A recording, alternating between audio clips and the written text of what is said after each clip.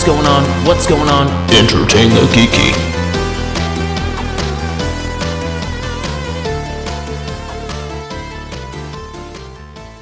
Hello there. Hello. We have scoured the internet.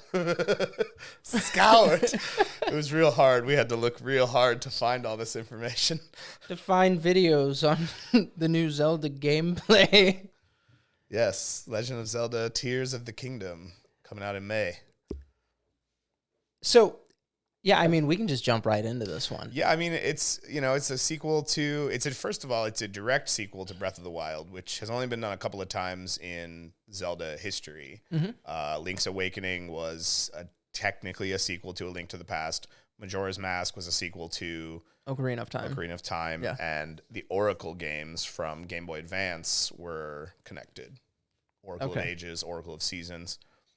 Their connections were more subtle. I think they were, I don't remember. I haven't played those in a long time, but they were connected in some way. Tell us out there how they were connected, because I don't remember. But it's interesting, first of all, to see a direct sequel to the previous Zelda game, Breath of the Wild, which came out, oh my God, way back in 2017 is when. Is it that Breath old? of the Wild came out. Yeah, 2017. Now that I'm thinking about it. Holy shit. And here we are in 2023, finally about to play the sequel. That game was huge, though. Yes, it was. It was a very big open world Zelda game that I think harkened back to the very first Zelda game, where they gave you your sword and then they just said, go explore.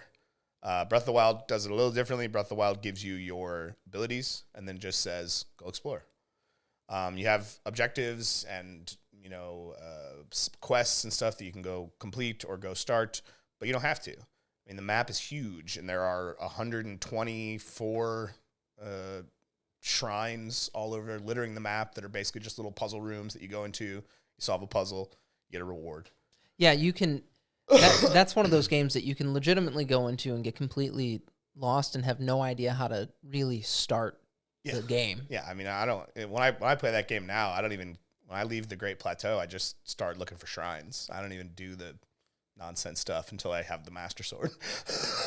Because in that game also, yes, you have the Master Sword, but you have to have 13 heart containers before you can draw it, because it requires your life to draw it. So you have to have at least 13. Yeah, it will kill you if you don't have 13 hearts. It doesn't kill you. The Great Deku Tree stops you before you die and says, hey, you're going to die. Go out there and find some more life force and then come back. Wait. The thing about it is, though, when you go to the Lost Woods area where you find the Master Sword and the Deku Tree, there are 4 shrines in that area. So if you go into that area needing just that one more heart container, it's there. It's basically set up. You just got to get those 4 shrines, and you get that last heart container. So while you were talking about that, it reminded me of when you would go get the guidebook back in the day. Sure. Yeah. I remember, like, you'd go. I think most of them were like $15 or $20 to get a guidebook for a game. Yeah. But it was like all of the secrets of the game. Well, we proved many times throughout gaming history that all of the secrets they were being a bit generous with the word all. Oh, yes. Yeah. No, it was a very liberal all. They were or a conservative all, I guess is a better way to put that. They were very conservative with their all. Because, yes, there was definitely other stuff. More stuff to find that later we found out because we have the internet now. Well, I mean, we don't have to buy game guides anymore. We just have some guy on the internet who played the game and found literally everything. When it's everything that he found and everything that Billy found and Sherry and he found. Typed it all up and he put it on the internet. Everybody's like, for all of us to read. Here it is. Yeah, this guy's put 700 hours into Zelda. Yes. So, yes, he's found everything. Yes, everything. Absolutely. So the sequel, ahead. So the sequel, I think in order to frame what the sequel is, it's important to talk a little bit about the mechanics of the first game. So in addition to, again, just kind of being a big wide world for you to go and explore, it changed a lot of things we had become accustomed to within Zelda games. It kept the stamina bar, which was introduced in Skyward Sword, which is fine. The stamina bar works fine, and it's a nice little thing to also keep track of and adds another layer of difficulty to the game. Yeah, into the game. They also, you can't just find rupees and hearts by cutting some grass or breaking some pots. The game's economy actually starts out quite slow, where you have to kind of build up some money before you can buy better armor or better weaponry, or, well, not weaponry, better, quality of arrows, bomb arrows and ice arrows and fire arrows and lightning arrows, all that stuff, right? So also weapons in the game, you can pick up weapons, enemies drop them, you can take them and you can add them to your inventory, but they all have durability. So they don't last forever. After a certain amount of time, a certain amount of use, it starts to, the little icon flashes red and a little message will appear saying, hey, your weapon's about to break. Yeah, your shit will break. Yeah. Which, could be was considered by some players to be annoying in some ways, that even the Master Sword, once you get it in your possession, is not everlasting. It breaks and it has to recharge. So that was an annoyance to some people. I think right away in the sequel, one of the things we've seen in a lot of the trailers leading up to the gameplay trailer they showed off was the Master Sword gets broken early on in the game. Malice from Ganondorf's corpse kind of burns Link's arm and the Master Sword that he's holding in it. So I think they're taking the Master Sword out of the game. Either that or you're going to rebuild it and maybe make it stronger. You must reforge the shards of the Narsil. Yes, make it stronger. And maybe when you finally rebuild it, then Andoril, flame of the rest. They'll have fixed the idea that it breaks and just say, no, once you get the Master Sword back, it's just the Master Sword. It's a sword. Cut Sauron down. You know what I mean? Because that was a complaint that players had of the first game is, look, I understand all these little lowly man-made weapons. Sure. This is the Master Sword. Right. Well, I mean, from a gameplay standpoint, like if you're spending this much time to procure that particular item, like, come on. Yeah, and the second game seems like it will be rebuilding. The rebuilding of the Master Sword will be a part of its plot, which, fingers crossed this doesn't happen. A lot of people are worried that means we're going to see Fi again from Skyward Sword, the most annoying companion in all of Zelda history, even more annoying than the little fairy who yelled at you. Hey! Yep. Fi literally explained every single thing about the game to you, and then after her big long diatribe of dialogue, we would have her confirming that we got all of that. So then you had to say yes or no, and it defaulted to no for some reason. So if you were just speeding through the dialogue, you might have to listen to the whole thing again. Oh, brutal. They did that in Ocarina of Time too. I was going to say, I remember it in Ocarina of Time. They defaulted to no, I didn't get that. Why would you default to that? But so that is odd, isn't it? Yeah. They were being thorough. Yes. But so we've seen the Master Sword in Breath of the Wild. We see the Master Sword glow and talk to Zelda, which we all know from the lore is Fi. Fi is inside the sword. Fi is the spirit that dwells within it. So she's what's speaking to Zelda. So there's speculation this might be the return of Fi. I hope that's not the case. And if it is the case, I hope they give us the option to tone down her annoying nature. Also, she'll probably have a voice now because everyone has a voice in Breath of the Wild except for Link and NPCs that you encounter. Right. All the main characters have voices. But so there's been, ups and downs. People love things about it. People hate things about it. Tears of the Kingdom can fix all of that based on what we saw in the gameplay trailer. Can also introduce some new problems. It can. There's no doubt. But the idea of fusion, which is something they introduced in the trailer, where you can take different ingredients and different weaponry and different items that you find in the world and fuse them together to create weaponry, to create vehicles. So, something as lowly as a stick, right? A little stick that you're going to swing like a sword. It's a low little thing and it breaks after you swing it 3 times. It's terrible.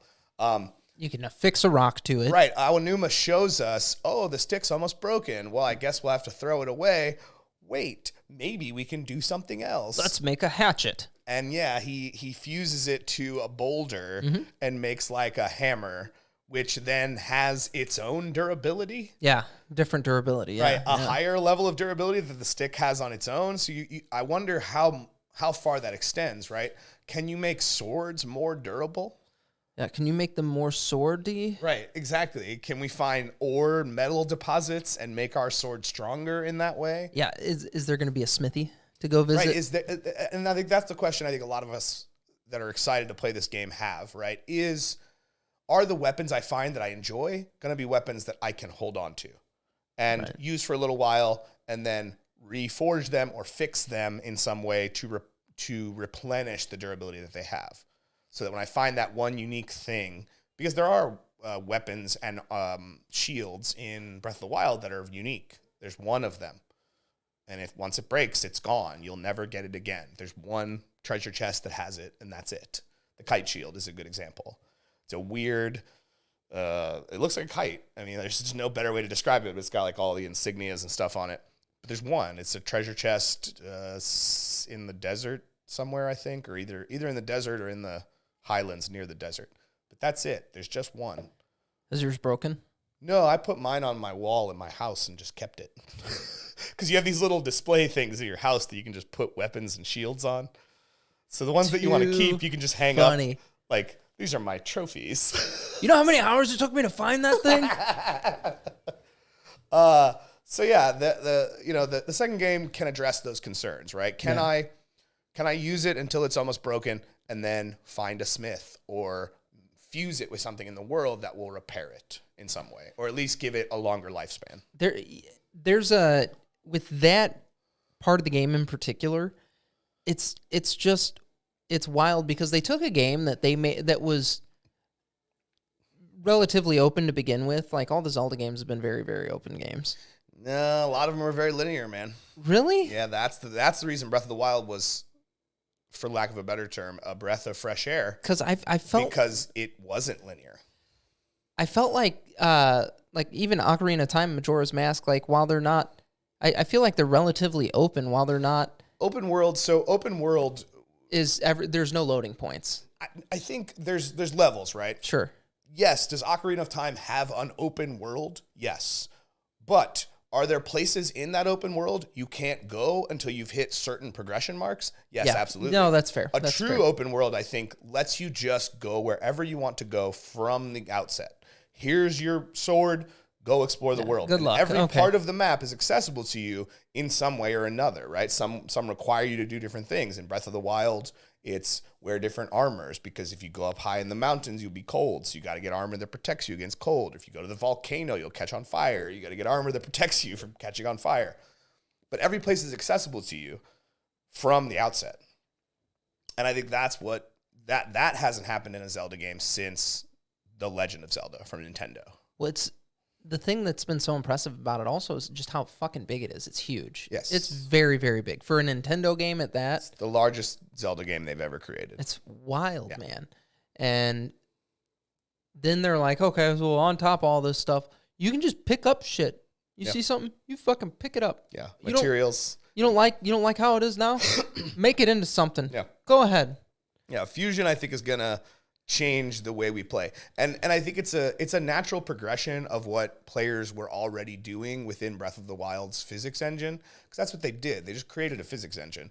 And they gave you a power where you can lift up metal objects with a magnet. So what people were doing, what I have done, is taken two of the magnetic carts, and set them on top of each other, and then use the magnet on the one below that you're not standing on, and you've created a flying machine where you can literally raise the metal and it will lift the one that's sitting on top of it into the sky, right? Because it doesn't register you as standing on it because you're technically not standing on it. You're standing on another one that's sitting on top of it.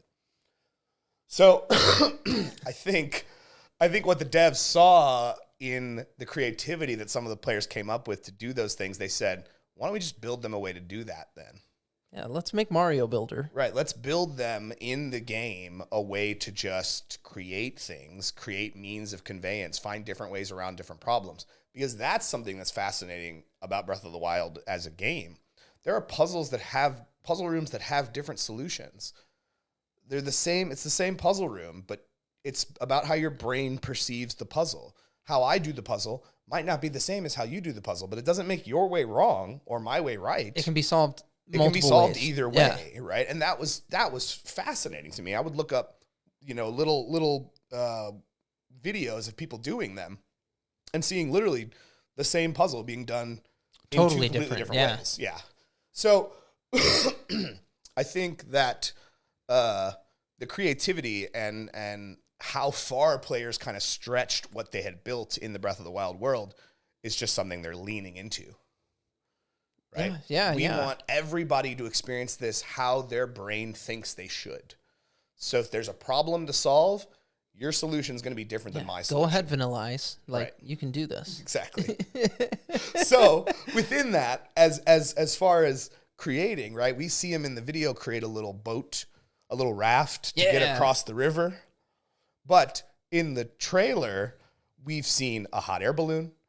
We've seen a car. We've seen a little stone disc with those little repulsors attached at the corners, and it's just floating. Like, it's your imagination is going to allow you to do whatever you want within this game's engine.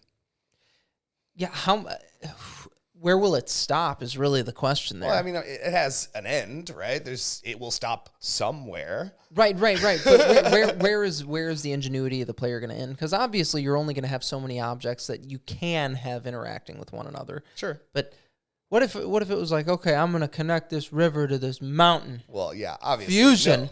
No. It's interesting. I want to see where they draw the lines with it. Right. And I think that's one of those things. There's going to be people that bitch about it. And there's going to be other people that are like, this is the greatest thing that they've ever done in a Zelda game ever. I'm really excited to try it. I'm also excited with the idea that the Sky Islands is just a whole new map sitting right on top of the still Hyrule, huge Hyrule map that they built for Breath of the Wild. So a way to give you an incentive to re-explore the map of Breath of the Wild is now the land's connection to the sky. And at different points, how there are going to be ways to get to Sky Island. We saw one of them in the video when he rewinds a rock that had fallen off of one and rides it up. So interesting ways to use the map that we're already very familiar with in new ways, right? I'm 100% familiar with every inch of that Zelda map. I have spent way too much time hunting down Korok seeds to not be familiar with every inch of that map. I know each blade of grass. God damn it. The Switch does a terrible thing, and other systems have now followed suit, because if on my PlayStation 5, I can see how many hours total I've played a game. Yeah. And that's not good sometimes, because it makes you feel like a crazy person. I have literally spent over 300 hours playing Breath of the Wild. I was going to say, it's a couple of things that it'll do to you. One, it depends on your motivational processes, but like if I see that I've spent 300 hours playing a game, I'm like, fuck, dude, that's 300 hours I could have spent doing fill in the blank. Whatever. Yeah. I could have been curing cancer for that 300 hours, but instead... I'm not smart enough to cure cancer. I'm not either, but you still, that's the scenario that you give to yourself. You're like, I could have learned quantum physics in that time or something stupid. Realistically, no, you couldn't, but you could have used that time learning guitar. Yeah. Game systems so have all started adopting it, and I don't like it. I'm going to be honest, and I don't think I'm alone in that. It's not a point of pride to say I've spent 600 hours playing a video game. I remember looking in World of Warcraft and seeing... It maybe is for some of you, and that's fine, right? Like, if you have the 600 hours to play a video game and devote your time to it, great. I get mine in, intervals, but when you start tallying it as a running total... It makes me feel embarrassed. How many years do you think you've gamed? Too many. Full years. You know what? If you added all the hours together. No, I don't want to. Well, so that would be sad. That would be sad to find out you've spent like a third of your life doing this hobby. Because you spend what's the amount of time sleeping? How much of your life is sleeping? It's an obscene amount of time. Yeah, it's like a third of your time is sleep. Yeah. So then another third was video games, and you've got one other third. Got 1/3 that you used to work. That I work. Yeah. This life is great. This is a great life. Tara has had a couple of like these teenage drama shows that she's been into. Sure. And I would watch them with her because I love her and she is my person and I'm her person. Sure. So we're watching this god awful series. Okay. And there's like 6 seasons of it. So you go through it And I ended up telling her one day, I'm like, you realize that I have lost days, not hours, days of my life to Pretty Little Liars. Yes. And she's like, I never really looked at it like How that. many more days have you lost to Overwatch? Oh, good amount. Right? Good amount. Yeah, exactly. I think it balances it out. But That's the funny thing with Overwatch. I'll get on and I'll play for an hour, and then I won't think about it for a week. And I've gone like months without playing before. you're not a gamer, bro. I gotta have my games at least every day, if not every other day. Yeah, no, I have my times, but I like to be competitive with it also. So like, I took time away from Destiny. I came back to Destiny, and they had added so much content and shit. Yeah, that I was not competitive, and I was like, fuck this. sure. I don't even want to play.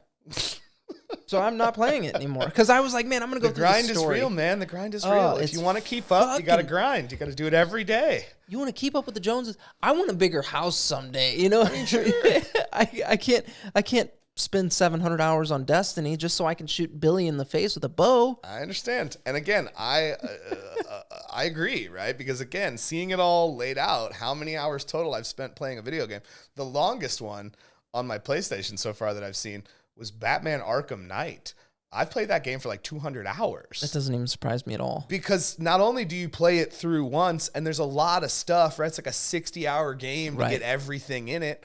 But then you have New Game Plus to play, which ups the difficulty and has you do all that stuff again. With the exception of collecting Riddler trophies, which thank God they don't make me collect Riddler trophies twice. I love that you're like, I beat it, so I had to play it even harder. Yeah. You gotta challenge yourself, man. I gotta get that nightmare difficulty. I gotta finish. There are certain games I don't do that on, right? I'm playing the Resident Evil 4 remake right now, and I don't care to ever play it on professional mode. I don't need to prove that to myself because I enjoy the game. Are you ready to go to the proving grounds? I'm not going to the proving grounds. I will not play the game on professional. I have done hardcore on Resident Evil Village, so I may give hardcore a try on the Resident Evil 4 remake. But professional, the mode above it, no, I don't care. I did my time. I don't care about that. That's right? funny. That is the mode where one hit can end you. And even a hit from a lowly enemy takes away 3/4 of your health bar, right? So no, I don't need to do that. I don't need to prove that to myself. I'm good.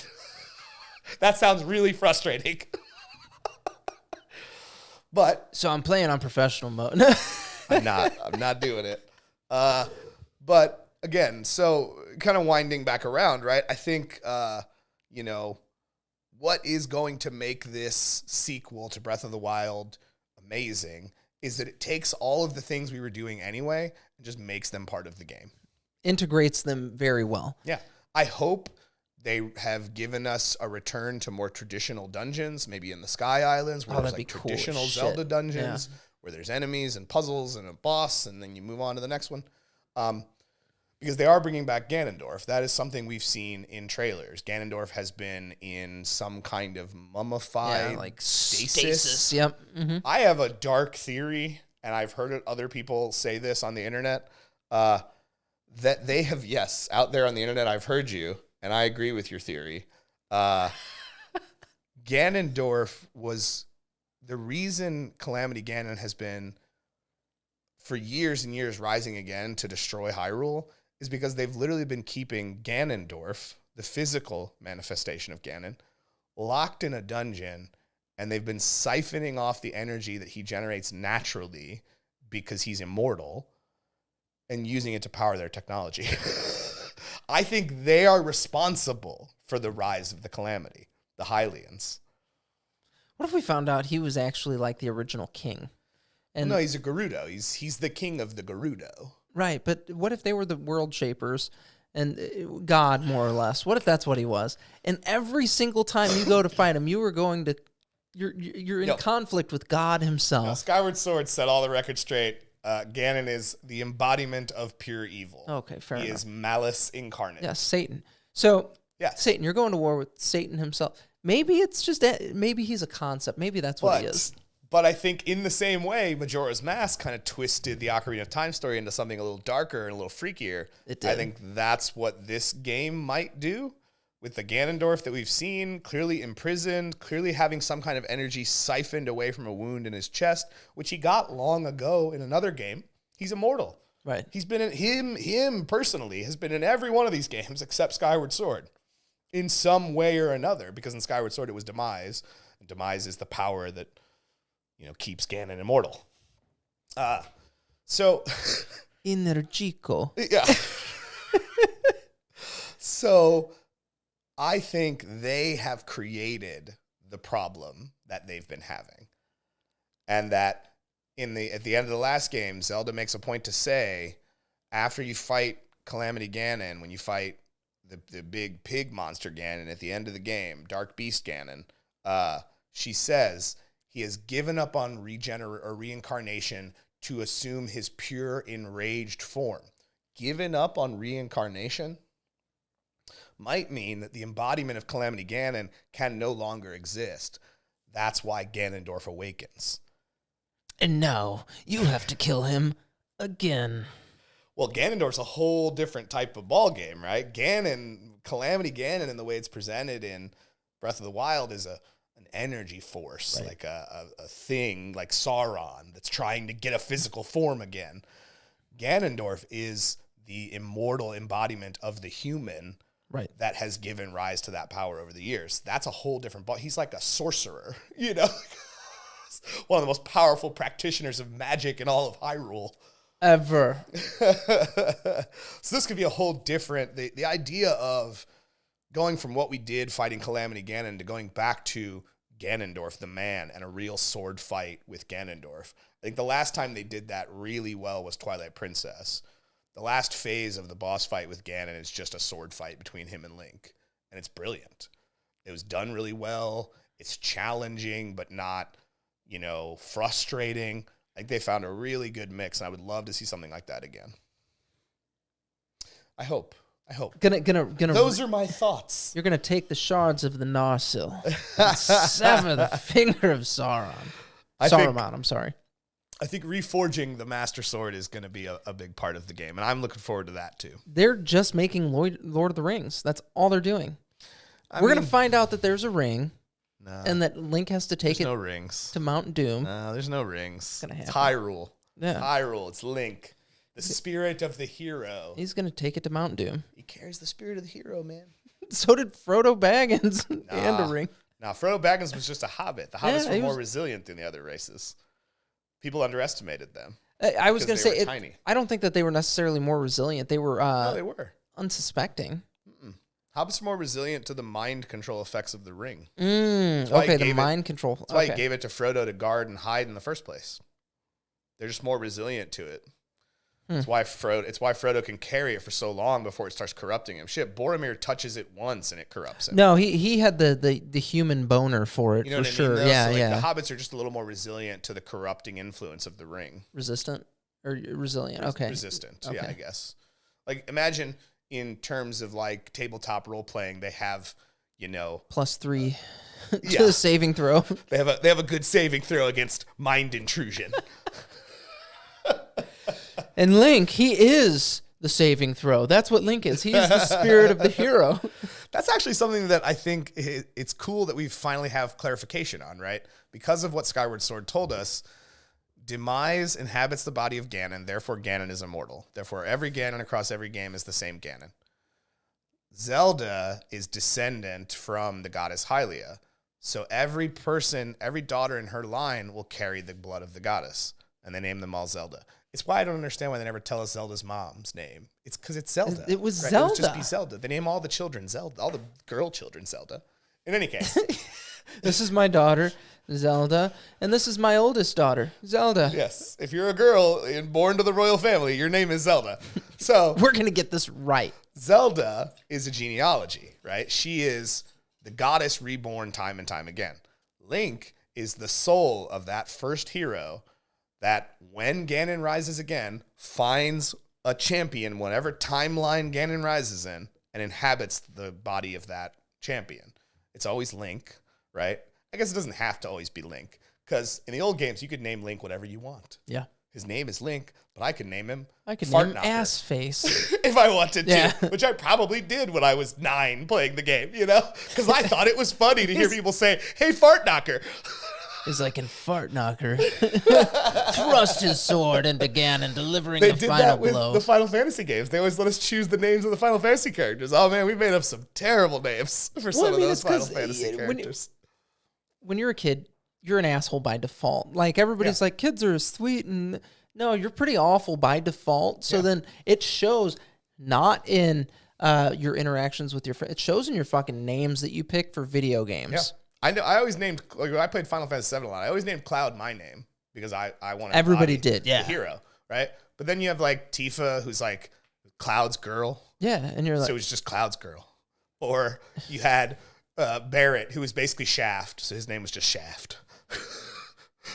I mean, he was. In fact, when they did the remake and they finally gave him a voice, I was just like, yeah, Shaft. That's what I always envisioned him being Nick anyway. Fury. Yeah, like it's who he is, right? Like that's just that's how I always envisioned him. If I was going to envision a real person embodying Barrett, it would be Samuel L. Jackson. Getting these motherfucking snakes off this motherfucking plane. Right? But yeah, so I guess to wind it around to the conclusion, I am very much looking forward to whatever this game has in store. Well, there's one thing that we didn't talk about yet, and that's swimming through ceilings. Oh, well, yeah, one of the abilities they showed off in the gameplay trailer is the ability to, Ceiling swim. to any room that has a ceiling. Anything apparently. anything with the ceiling. He's like, you see that fucking cave right there? Oh, it looks like there's a hilltop on it. Let's see if we can use it here. And he just goes up through the mountain, like passing through the rock. Like Yeah, it was so crazy looking, though. It almost looked like he was going into hyperspace. yeah, he's just like swimming through the rock. Yeah. Yeah, I mean, I don't. That's one ability, and then the rewinding time we saw in the gameplay trailer. So those are two abilities that we've seen in other trailers as well. We saw one where he, some enemies had pushed a rock down a hill at him, and he froze it and rewound it and threw it back at them. So that's cool, right? It's interesting. Right. But those are the only two abilities we've seen so far, and we know that in the original, in Breath of the Wild, you had 4. You had bombs, stasis, Cryonis, and Magnesis. You had 4. And then you had the little camera, which was another function. And then eventually the Master Cycle 0 when you got that. Okay. Yeah, I mean, literally, one of the rewards for the DLC was a motorcycle. That you could ride around the map. What if we put a fucking dirt bike in the game? I think Link would like a dirt bike. It's a dirt bike. You could do little wheelies. You could do the little stoppy wheelie where you stop and the back wheel comes up. It's like you could shoot arrows from it. Isn't it Mario Kart where you can build the horse? It looks like a horse with wheels. Yeah, that's what it is. Yeah, that's it looks like a unicorn and it has wheels on it and a drive shaft. Thanks, Mario Kart. Yeah. But yeah, so we've only seen a little bit of whatever new abilities, and it seems like because he doesn't have the Sheikah Slate anymore, it seems like his abilities are coming from his messed up arm. Yeah. That like gets rebuilt with some kind of ancient technology. Yeah, I mean, his golem arm or whatever robot arm. Yeah, like it looks like the stuff we'd seen within like the Guardians tech, right? It has that same kind of glow to it. People are saying that the Zonai are going to play a big part in the story because there's a whole part in the Breath of the Wild map in the Faron region where there's like these ancient ruins of a civilization that once lived there called the Zonai. And the Zonai like refused to bend the knee to Hyrule's king, so they just left Hyrule. I think we're going to find out they went into the sky. They went in the sky. They found a way to go to the sky. And Link's name is actually Luke. He's a Skywalker. Whatever. I will agree with Aonuma when he falls off the big sky island and he's just like, well, let's just fall back down. I was just like, it does look really fun to just kind of free fall from the sky. He's like, fuck it. Yeah. Let's see what happens down here now. Yeah, like we're just going to go back to the ground now. It looks fun. It looks like a lot of fun. Yeah. I'm excited to play it. I actually need to play on my Switch a little bit here just to reconnect with the system because it's brilliant. Just to replay Breath of the Wild? Is that what I heard? Because that's what I'm planning to do. I need to just play in the interim months. I need to play Breath of the Wild because I've not beginning to end that shit at all.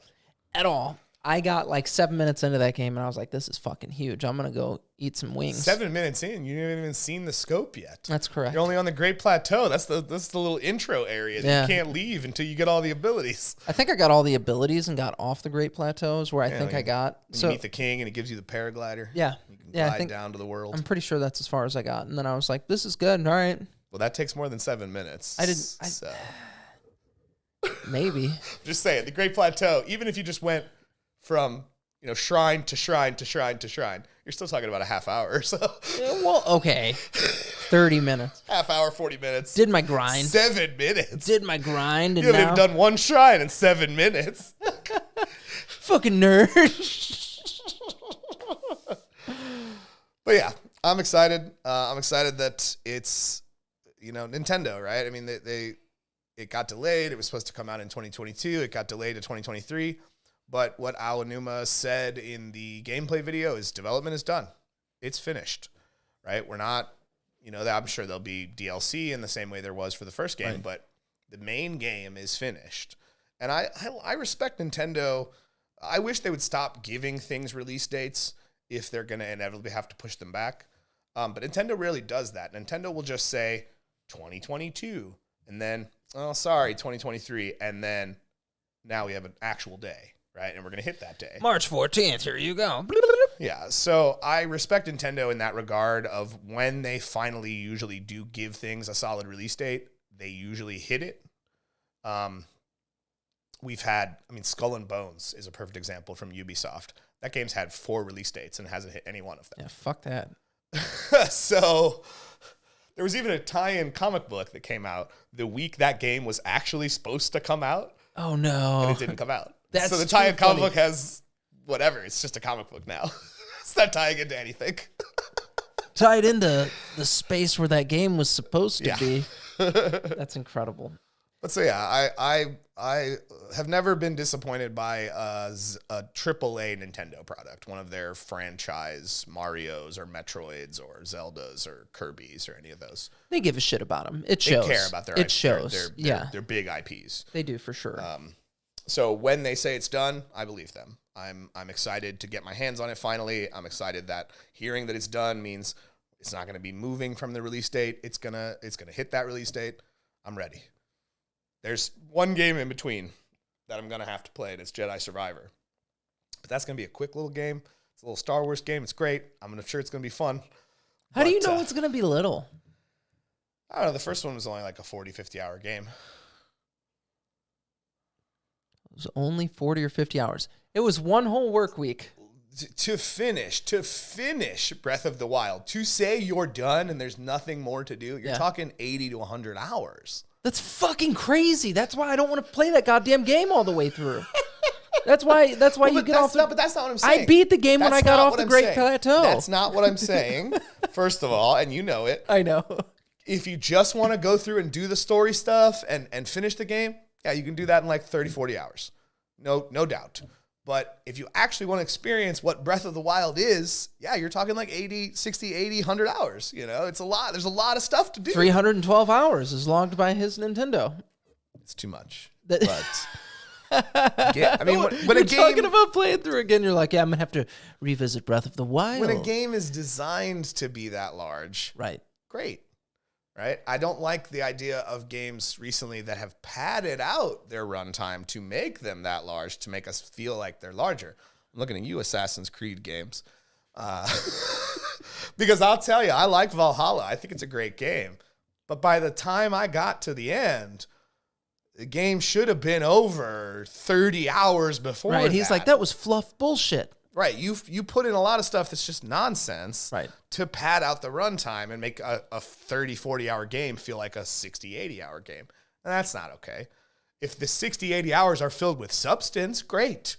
But if you're just using nonsense fetch quests and escort missions to pad out your runtime, screw you. He's like, where the fuck's my cutscene? Yeah. Excuse me. But... again, I've never had any complaints about AAA Nintendo titles, so I'm here. I'm excited. Okay, nerds. So yes, let us know if you're so excited about Zelda and other AAA Nintendo titles, And if so, what are you most excited for that's coming up in the future here? There's a few things right on the horizon. We've touched on some of them recently. We did that episode a while back about games. We did. Upcoming games. There's a lot out there that's going to be happening very soon. You can go to entertainthegeeky.com to follow us on all of our social media and to pick up a free copy of Merle's Truck Stop in Maine by using the promo code Geek. Right Geeky. there. Over there. There you go. There it is. So you can use promo code Geeky to get your free copy of Merle's Truck Stop in Maine. We will be doing a playthrough on that soon. Finding the right group is something that we've been struggling with a little bit. That's mostly my fault. I'm going to level with you guys. I had a couple of people that I thought would be perfect, and just scheduling conflicts have made it really difficult. Yes. We're adults and we have lives. Yeah, it sucks. We spend too much of them playing video games, apparently, though. Or too much of them at work. Oh, yeah. A third of our lives at work. It's bullshit, dude. You feel cheated at the end of it. So, yeah, thanks for hanging out. As always, stay geeky.